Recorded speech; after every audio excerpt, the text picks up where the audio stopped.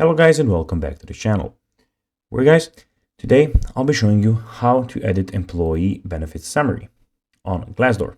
So guys, the first thing that you of course need to do is go to glassdoor.com and you'll be greeted by a website like this. Now when you're here, you just need to go and log into a profile. But guys, if you do not know, if you do not have a profile, you can always go and register to Glassdoor. But if you do not know how to do that, you can always go to our YouTube channel where you have plenty of how-to Glassdoor videos where you can see how you can do this. Now guys, that we got that out of the way, let's see what we actually have in front of us here. So as you can see here, we have the Glassdoor website where we have a lot of different options. Basically here we have the community where you can go and click on the post button and post your stuff. Or you can go and watch the stuff that other people posted. We also have the jobs where you, as you can see, can go and find your perfect job. So you just need to go and put your job name here and the location and you'll find it immediately.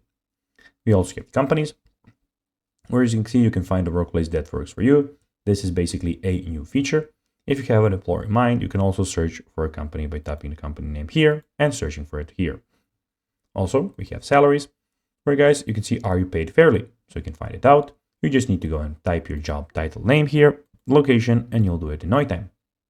Also in the top right corner, we have profile, job activity, contributions, settings, help center, and the sign out option.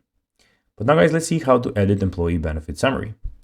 So guys, basically how you do that is that you just need to go and make a plan ahead.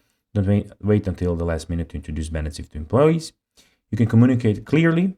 You can educate and empower, engage and motivate, and you can follow up and follow through. And also you can guys see what else to consider.